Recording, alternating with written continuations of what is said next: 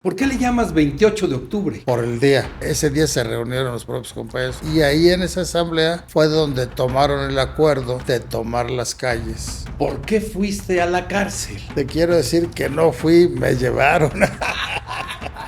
Me detuvieron exactamente el día de mi cumpleaños. El rechazo a vender a los vendedores. Cuando asesinan a mi hija, tomamos la decisión de no meter las manos, pero no había necesidad porque él mismo confesó que él le disparó a mi hija en la cabeza. Ahora me informan que esa confesión no aparece en los registros oficiales del proceso. Entonces es obvio, fue el gobierno quien le quitó. Pues esto está principalmente con la gente que trabajó con y para Rafael Moreno Valle. La imagen de una copia mal hecha de esta cartulina se la mandan a un compañero y abajo le ponen la leyenda: dile al Simitrio, se lo va a cargar su madre por no contestar las llamadas. Amigos, bienvenidos a Conversaciones con el Pastor. Y hoy para mí es muy especial esta entrevista, principalmente porque generalmente no se deja entrevistar. Pero la otra, creo que lo que vamos a platicar, van ustedes a ir entendiendo que esta ciudad de Puebla y este estado de Puebla no se puede pensar sin su presencia. Rubén Sarabia Sánchez, Servidora. conocido fundamentalmente como Simitrio, está aquí con nosotros hoy. Simitrio, o Rubén, Como gustes. ¿cómo te conozco? Como Rubén. Oye, Rubén, empezaste muy chico a ser un activista muy serio, muy profundo. Cuéntame la aventura de tus 14, 15 años de edad en la Ciudad de México. Pues principalmente eran de visita, ¿no? Porque iba a visitar a mis padres que por cuestiones de salud, el hospital del ferrocarril de aquí de Puebla los remitía al hospital Colonia en la Ciudad de México para tratamientos profesionales de alta tecnología que atendían principalmente especialistas extranjeros y japoneses, chinos, rusos, estadounidenses en el hospital. Y segundo, porque luego, por la misma gravedad de las enfermedades, tienen que quedarse periodos más o menos prolongados, internados. Entonces, ir y venir por visitarles, pues me llevaba a estar constantemente en la Ciudad de México. Tu padre fue un ferrocarrilero que le Sí, entra al conflicto de 1958. sí, de hecho, a mí me sorprendió enterarme porque jamás habló con nosotros de eso. Su trabajo fue silencio. Él aprendió a separar la relación familiar con la relación laboral y de manera tal que no se implicaran las cuestiones familiares en el asunto laboral y al revés, ¿no? El problema básico fue que en ese sentido pues, nos mantuvo a nosotros ignorantes al respecto. Cuando me entero es una gran sorpresa y eso me lleva a la inquietud de saber qué pasa en el país y en el mundo. Me lleva a hacer lecturas de obras del periodo postrevolucionario e incluso del siglo XIX. Y me voy dando cuenta de cómo se ha venido forjando este país, la situación en la que se encuentra la gran mayoría de la población mexicana, y eso me inquieta, ¿no? Y en ese sentido me empezaba a preguntar si se podría hacer algo o no para que las cosas no estuvieran tan peor. Y si se pudieran mejorar, mucho mejor, válgase la expresión. ¿Por qué por la vía de la izquierda? Porque ya había visto que en el caso de la movilización social había habido movimientos campesinos importantes. Uno de ellos encabezó Rubén Jaramillo, que fue un coronel del ejército zapatista del Libertador del Sur. Otros se dieron en el Bajío, se dieron en Chihuahua incluso, aquí en Puebla y en el sureste del país. Y todos ellos habían terminado en el fracaso por la vía institucional. Ocurrían cualquiera de dos cosas. O las dirigencias eran cooptadas por el gobierno a través de lo que eran las organizaciones que atendían las cuestiones del campo. Estaba la CNC y otras organizaciones, todas del PRI. Y una vez que fueran cooptados, pues ya no se atendían los intereses básicos de la población agraria. Y por el otro lado, si esto no funcionaba, pues acudía a la represión, ¿no? Están las masacres que se han dado en Guerrero principalmente, sobre todo con los copreros, por ejemplo, luego las conocidas Aguas Blancas, el Charco, y ahora el asunto de los chicos de Yotzinapa, ¿no? Cosas como esas te ilustran que esas no son vías de solución. Entonces, porque te deja el camino. Al menos eso yo lo sentí, que había que hacerlo por la vía de la izquierda, ¿no? En el sentido de pensar en la posibilidad de hacer un gobierno de la propia población, un gobierno que nosotros genéricamente denominamos popular, del pueblo. Te metes al frente activista revolucionario. Originalmente participo en el Frente de Activistas Ernesto Che Guevara, ¿no? En el Che Guevara. Que integrados principalmente puros alumnos de la escuela, de la Preparatoria Popular Emiliano Zapata. De ahí participamos en el comité de lucha de la propia preparatoria, que los comités de lucha son una institución no oficial que se crea en el movimiento del 68, principalmente en la UNAM y el Politécnico. Perdón. Sí. Y aquí en Puebla pues no hubo esa excepción. Entonces nosotros participamos en ese comité y estando ya en el comité participamos con estudiantes de casi todas las escuelas, facultades y facultades de la universidad en la creación del Frente de Activistas Revolucionarios. ¿Cómo ligas ese activismo político universitario, preparatoriano y universitario en algún momento?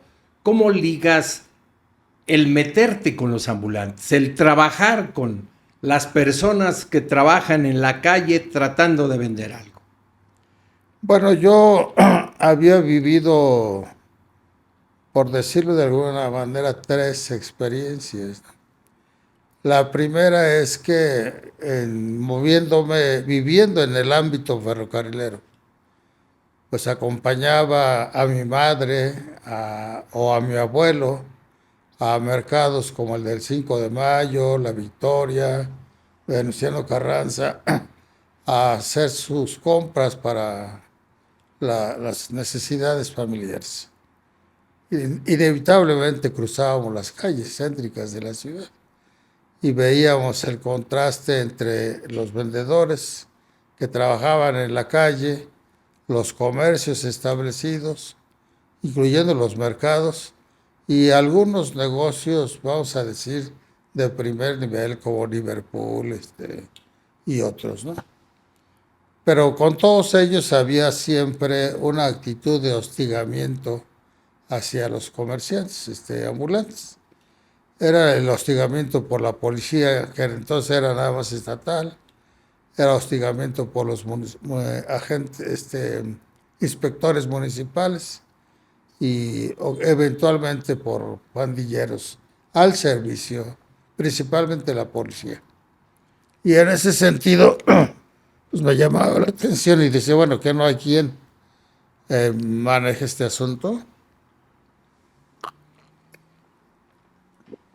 Esa fue una primera versión.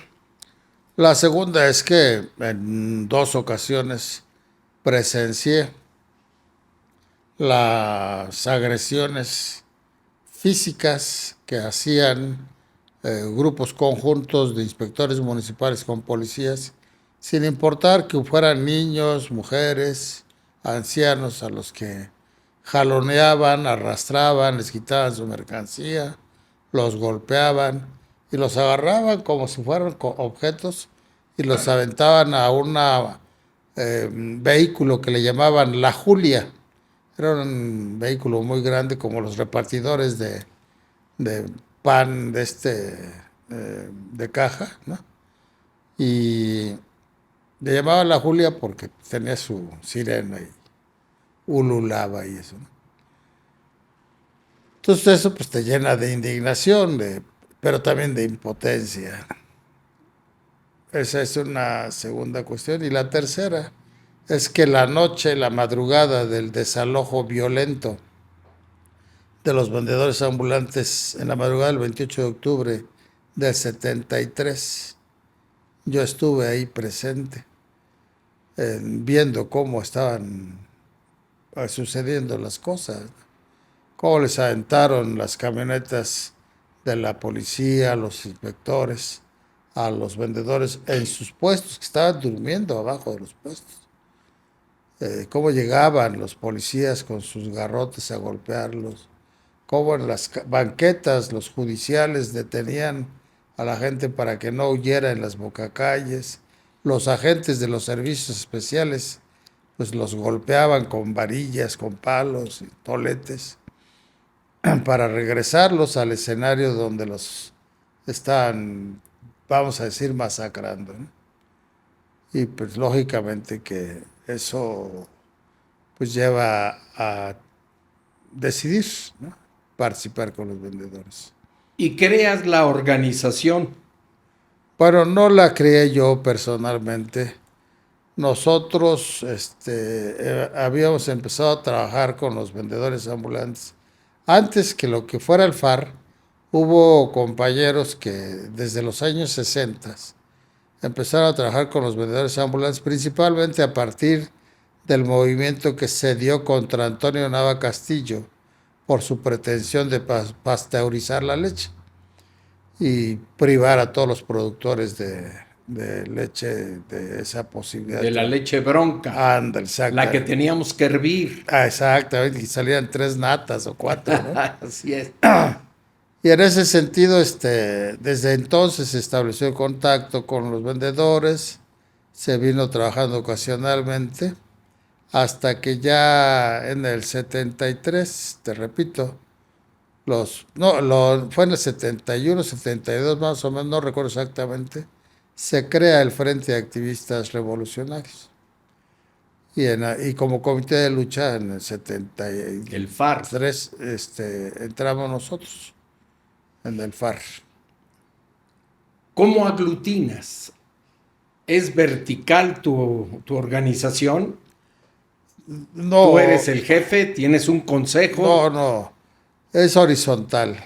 En ese periodo cada calle tiene su asamblea, tiene su representante, y esos representantes integran lo que se llamaba Consejo, Asamblea de Coordinadores. Después ahora se llama Consejo General de Representantes. Entonces ellos toman las decisiones con base a la opinión, las necesidades de sus compañeros de base y lógicamente la orientación política, ideológica que en su caso les proporciono yo, ¿sí? Y en ese sentido es como funciona la organización. O sea, la organización realmente aquí son las bases.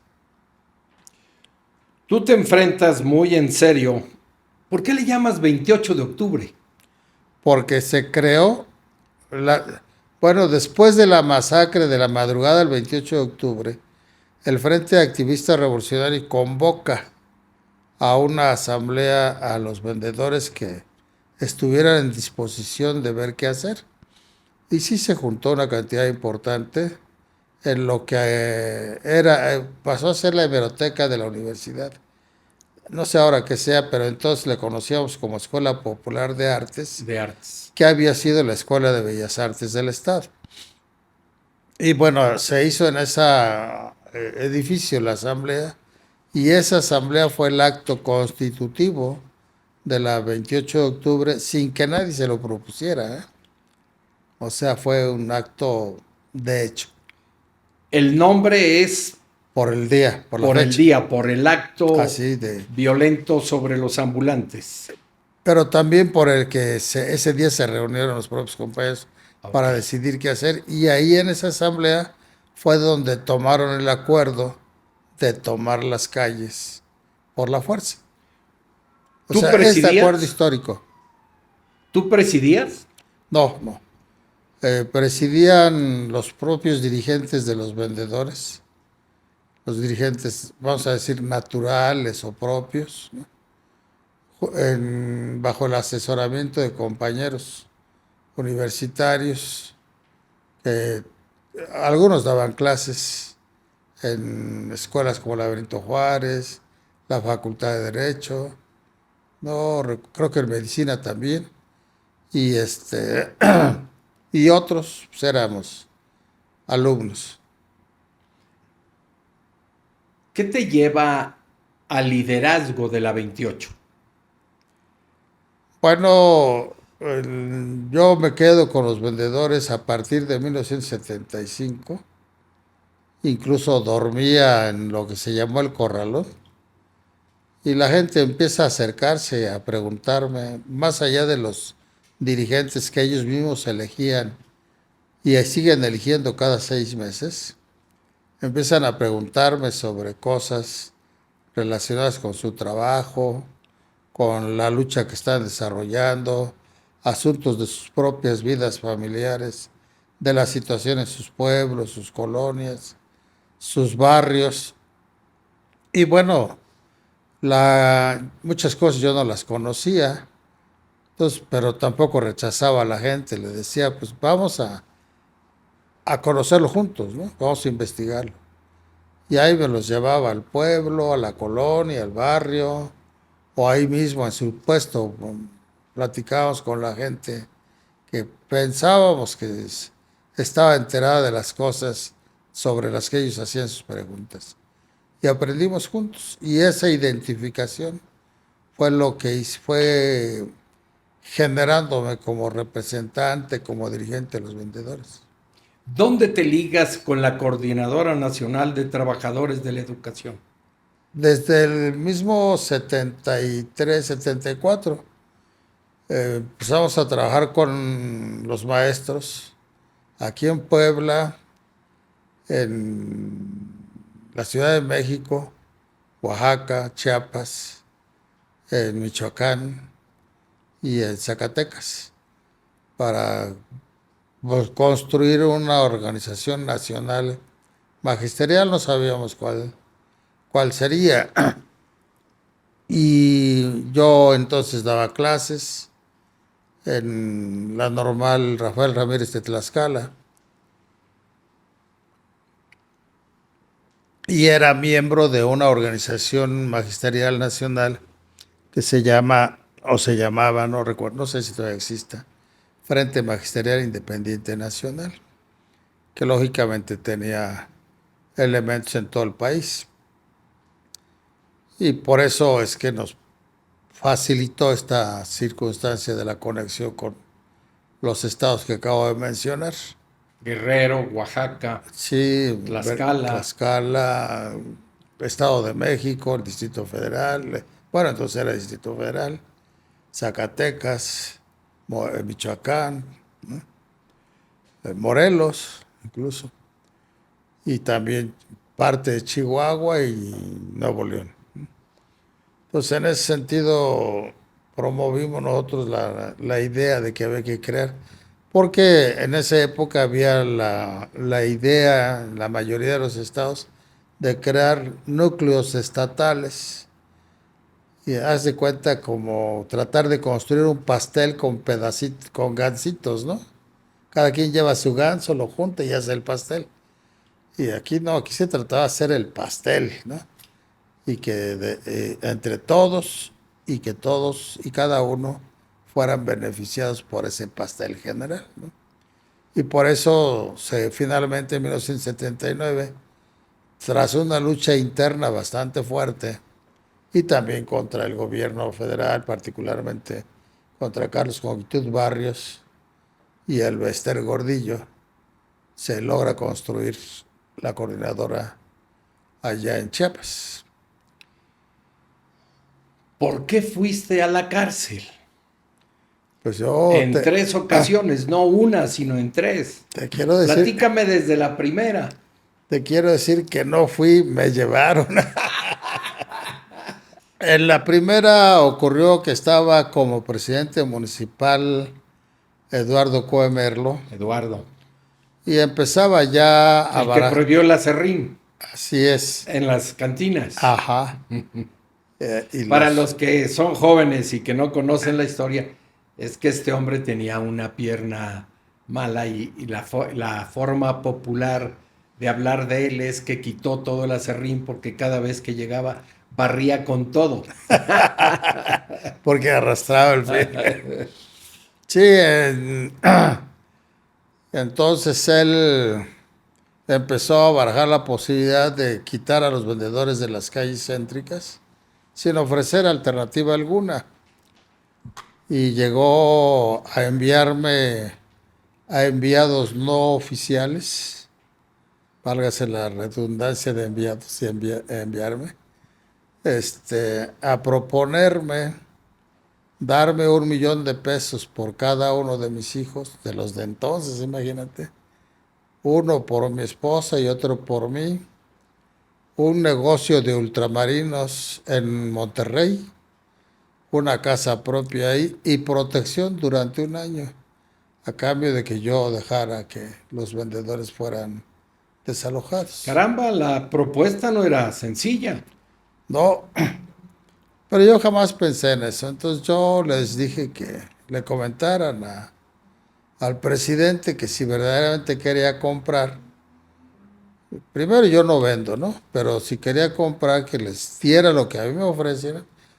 No 1,000,000 por cada uno de sus hijos, nada más 1,000,000 a cada una de las familias de los vendedores que estaban en la calle. Que a cambio de eso le firmaba el asunto del desalojo. Pero si no, no. Ya si los vendedores aprovechaban ese dinero para mejorar o lo tiraban, O pasear o emborrachar. ya era su responsabilidad. Pero no se iban a ir con las manos vacías, ¿no? Pues me acusaron de que estaba yo loco, de que me tuvieran las consecuencias, ¿no? Y finalmente armaron un escenario donde aparece un sujeto de esos que andan de malvivientes en la calle. Aparece muerto en la entrada de lo que era el Corralón, por el lado de la 5 Norte. Y pues me lo imputan. Pero nos lo imputan a varios. Nos detuvieron creo que a 5 compañeros.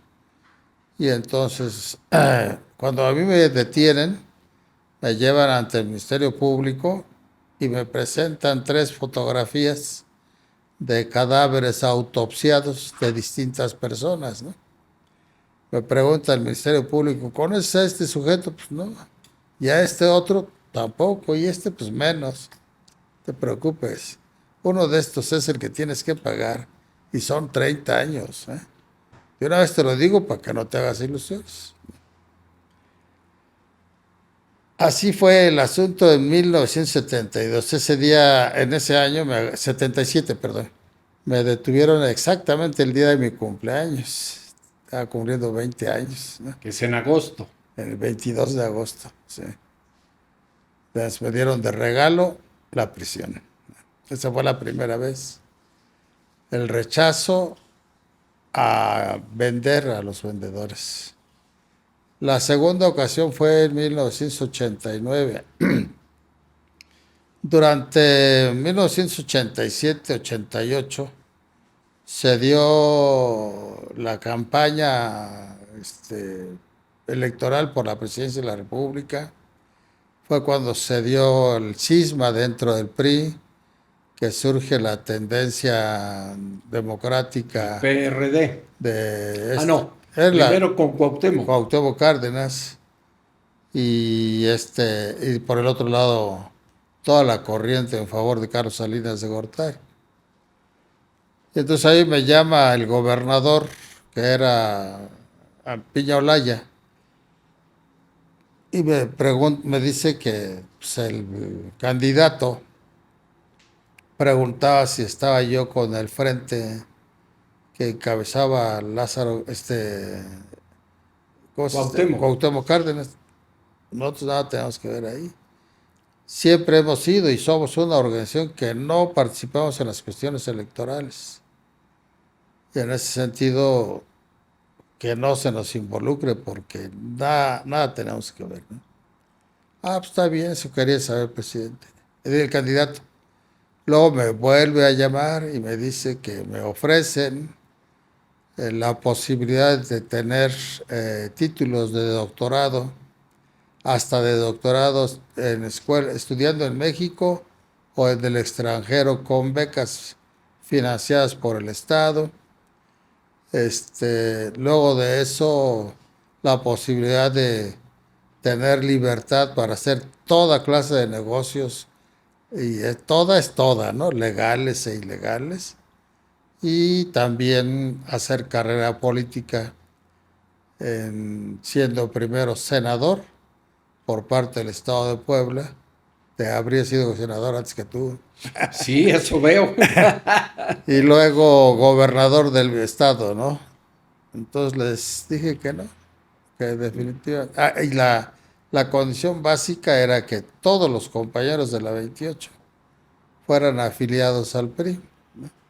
Y que reconocieran a Carlos Salinas de Gortari como... Entonces ya pesaba la organización. Sí, por supuesto, sí. Tenía un peso ya incluso internacional, ¿no? Por eso se dio esta cuestión, les dije que no, y pues me mandaron a la prisión me dieron una sentencia de 127 años y medio de prisión. Caramba, ¿y qué haces aquí afuera? Porque la movilización de la base, el respaldo de la población en el país, a nivel internacional, intervinieron organismos de Ginebra, de la Unión Europea, de Estados Unidos y también de la India, reclamándole al Estado mexicano que se respetaran la ley internacional y la Constitución mexicana y que se me devolviera la libertad. Fue por eso que a los 12 años de estar preso, finalmente me sacan de la cárcel, pero me ponen condiciones que nosotros llamamos extracarcelarias. Me prohíben estar en Puebla, me asignan a la Ciudad de México como prisión, no puedo estar con mis amigos, con mis familiares, ni con mis compañeros. Y si yo tengo que estar firmando cada 8 días en, en la prisión de allí de Nezahualcóyotl, y cada vez que yo tenga que salir de la ciudad, debo informar 2 días antes en qué línea de autobús voy a salir, a qué horas va a ser la cuestión esta, a dónde voy a ir, a qué voy a ir, qué número de asiento me toca, etcétera, ¿no? Si no, no iría. Entonces, esas eran las circunstancias que durante 10 años viví, hasta 2011 que pude regresar a Puebla, y eso por apertura que hizo precisamente Eduardo cuando tomó posesión. Vine a su toma de posesión. Eduardo Rivera. Rivera. no me acuerdo quién. ¿Sabes? Yo me acuerdo que nos vimos en el Senado, en mis oficinas. No sé si te recuerdes que estuvimos platicando y que yo estaba muy molesto porque te decían que estabas en libertad, pero no podías venir a Puebla. No. Pero sí venías. Pues claro. Tenía la Ciudad de México asignada como prisión. Originalmente me asignaron vivir con una familia que no era la mía. No sé cómo lo hicieron, pero lograron que una familia me asignara una habitación. Y luego, pues solicité que me permitieran vivir solo, ¿no? Y pues solamente así me permitieron conseguir un departamento, que por cierto lo pagué y jamás me lo entregaron, ¿no? Y luego, pues ya por otros medios pude lograr establecerme en Tlatelolco. Ahí tienes tu casa. Pero si vienes a Puebla y estás en Puebla y te mueves desde acá con toda la organización. Pues estoy por prácticamente algunos días, no es así estable de 3, 4. A veces estoy toda la semana, a veces no estoy un día, a veces solo unas horas. Y me la paso en la Ciudad de México, en otros estados y así, ¿no? Y más ahora que estoy en tratamiento médico, pues me muevo entre Puebla, eh, los lugares de otros estados a donde voy a atenderme de problemas del hígado, de la esofagitis, de la diabetes, la presión alta que padezco y el vaso crecido. Ni hablar. Pero ahora quiero que me platiques. ¿Qué busca la 28 de octubre en el 2025? Particular y principalmente en términos de la relación entre el gobierno y nosotros, buscamos que se establezca la relación del respeto entre gobernantes y gobernados,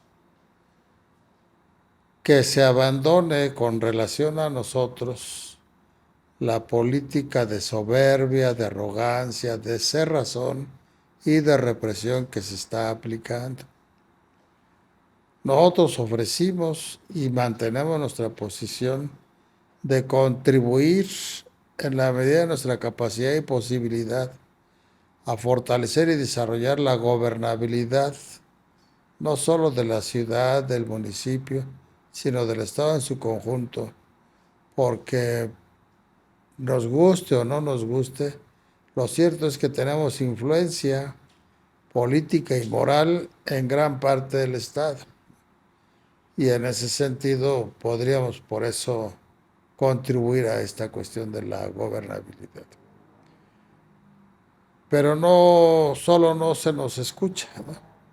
Sino que incluso se molestan porque pues anticipamos, ¿no?, la información sobre problemas que hay en distintas partes del Estado y el reclamo es que nosotros no tenemos que hacer nada ahí.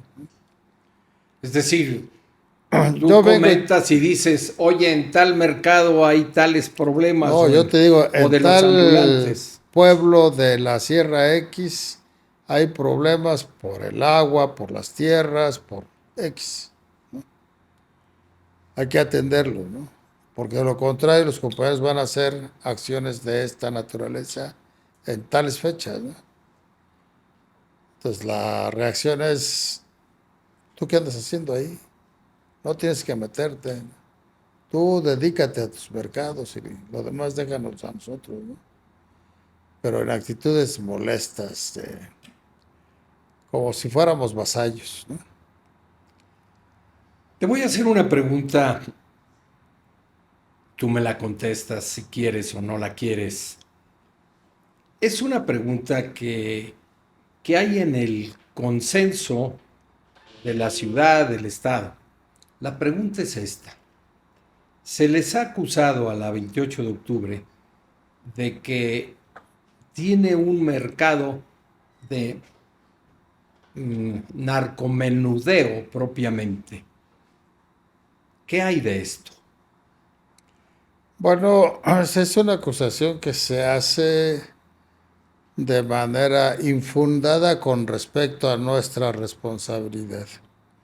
Lo cierto es que en todos los mercados, en todos los tianguis, en mayor o menor medida, hay narcomenudeo, hay compraventa de cosas robadas, etcétera, ¿sí? Pero eso fue promovido por el gobierno de Rafael Moreno Valle. Su propósito principal fue en el doble sentido de, primero, usar a los grupos estos narcodelincuenciales como factores de control de los centros de abasto. Y segundo, pues tener a esta gente a su servicio en el sentido de usarlos en lo que fuera necesario como una fuerza paralela a las fuerzas oficiales de seguridad encargadas de la represión, ¿no? Como un ariete, Así como es. Por un eso es grupo que, de choque. así es. Y por eso cuanta queja nosotros presentamos fue siempre ignorada, ¿no? El caso más ilustrativo salió a la vista cuando asesinan a mi hija Mestle Omisochi.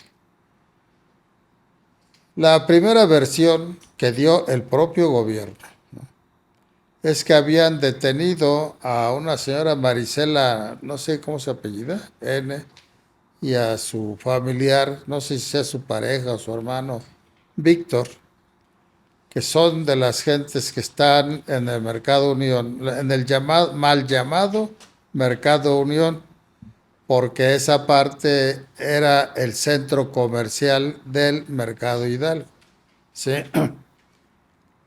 Y ellos estaban involucrados en el negocio de las drogas. Y gente que le daba dinero a los policías que pasaban por la cuota, los reportan haber visto o escuchado, no recuerdo muy bien, a Marisela decir que había que matar a Mestre, ¿no? Y en base a cosas como estas, dio la justificación el gobierno de entonces de la detención de Marisela. Se nos pidieron a nosotros declaraciones respecto de esto, e incluso en el proceso. Dijimos, no podemos decir nada de lo que no nos consta, ¿no? Ni para bien ni para mal, que haga su trabajo la fiscalía y punto.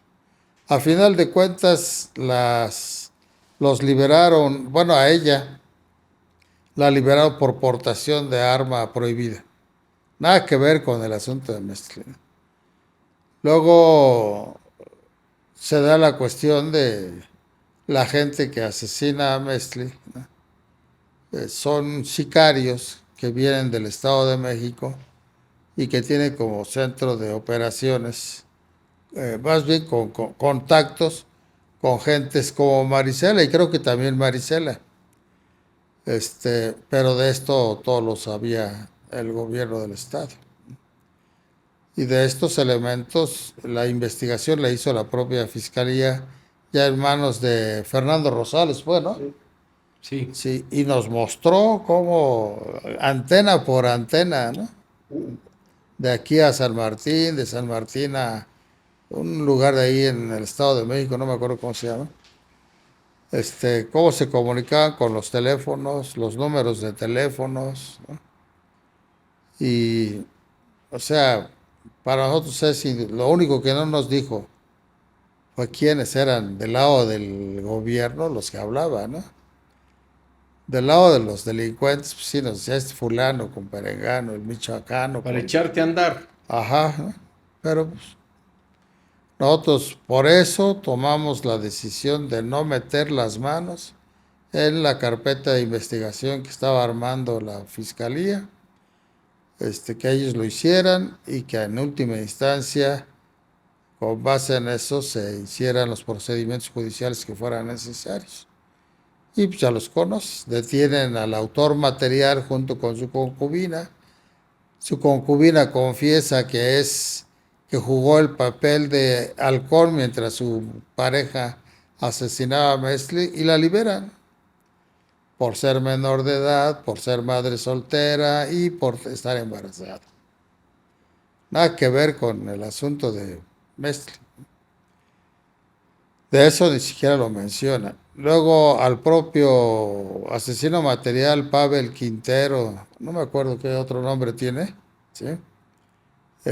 Lo liberan, lo exoneran, porque presuntamente la fiscalía no fundó debidamente las imputaciones que se le hicieron. Pero no había necesidad porque él mismo confesó que él le disparó a mi hija en la cabeza. Y en el pleno mercado 28 de octubre. Les dijo que estaba dispuesto a entregar la pistola con la que la mató. Estaba en la posición de denunciar a sus cómplices para que fueran detenidos como él. Pero él quería que a cambio se le garantizara una sentencia baja para que pudiera salir pronto de la cárcel. Se nos preguntó a nosotros, dijimos, no estamos de acuerdo. La autoridad judicial tiene que hacer lo que corresponde de acuerdo con los elementos de prueba que tiene y con la confesión que él acaba de hacer. Pues ahora me informan que esa confesión no aparece en los registros oficiales del proceso. ¿Por qué la quitaron? ¿Por qué la esconden? ¿Quién tiene el poder de quitarla? No son los delincuentes, ¿no? Entonces es obvio, fue el gobierno quien la quitó, ¿no? Y específicamente, pues esto está principalmente con la gente que trabajó con y para Rafael Moreno Valle, ¿sí? Porque en el caso de Antonio Gali, que fue ya en su administración cuando asesinaron a mi hija, pues él nos ofreció la seguridad de que iban a hacer justicia. Y a los pocos meses fue cuando detuvieron a Pavel Quintero y a su pareja. Entonces, eso fue un hecho que nos mostró que pues iban en ese sentido, ¿no? Nos abrió la puerta de la fiscalía, por eso el fiscal especial, Fernando González, nos dijo lo que te acabo de comentar. Rosales, no es González, Rosales. Y ya ves, lo acaban de correr, ¿no? Solo quisiera que me permitas Pues adelante. hacer un llamado al gobernador del estado a que en la condición de sus funciones, incluso basadas en la Constitución que él juró cumplir y hacer cumplir, pues nos otorgue la audiencia que le hemos venido solicitando desde que tomó posesión de su cargo, incluso desde antes, ¿no? Y hasta la fecha no nos las ha otorgado. Esto ha posibilitado que se den las circunstancias de la cerrazón y todo eso que acabo de mencionar. Y que ahora nos preocupa porque el secretario de Seguridad Pública el 10 de junio hizo una declaración a los medios de comunicación que en la práctica resultan anuncios de prevención a la ciudadanía de que dentro de poco o mediano plazo el gobierno del estado va a ocupar con el ejército, la Marina, la Guardia Nacional, la Policía Estatal y municipales el Mercado Hidalgo. Eso ya es grave, pero es más grave que van a ocupar esto como un marco en medio del cual delincuentes de la narcodelincuencia lleguen y a sangre y fuego despojen a nuestros compañeros de sus lugares, los obliguen a salirse de la 28, a repudiarla públicamente y a que ingresen a grupos de líderes que son partidarios del gobierno y que además están involucrados en la narcodelincuencia. Pero también con el asunto de que dice el secretario que en el Mercado Hidalgo se cobra piso y luego a los 15, 20 días la policía misma, es una casualidad muy rara porque ahí viven un montón de vecinos, ninguno de ellos reporta la presencia de nadie, de un cadáver, ¿no? Y la policía en uno de sus recorridos se encuentra un cadáver. Eso se encuentra entre comillas con una cartulina que entre otras cosas dice, esto me pasó por cobrarle el piso a gente trabajadora del Mercado Hidalgo. Más adelante dice, vamos por ti, Simitrio, y menciona otros nombres, ¿no? Y al día siguiente una copia mal hecha, la imagen de una copia mal hecha de esta cartulina se la mandan a un compañero que le decimos Timo, se llama Timoteo, y abajo le ponen la leyenda. Dile al Simitrio que se lo va a cargar, perdonando la expresión por el medio de comunicación, se lo va a cargar su puta madre por no contestar las llamadas, ¿no? Entonces, es obvio, el gobierno del Estado, directa o indirectamente, por sí mismo, está creando el ambiente para que se dé esta situación de ocupación militar policial de nuestro Mercado Hidalgo y del probable asesinato, no solo mío contra mí, sino también contra Sigüel, que es el dirigente general de la organización.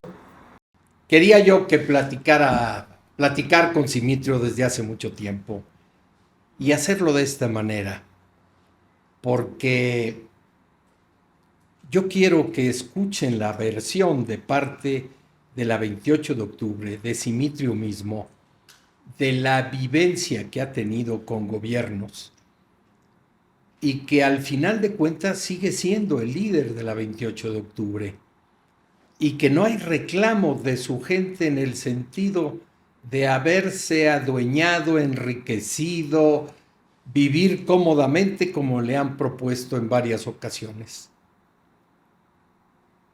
Usted tiene la palabra, síganos en las redes sociales y como siempre estoy bien y de buenas.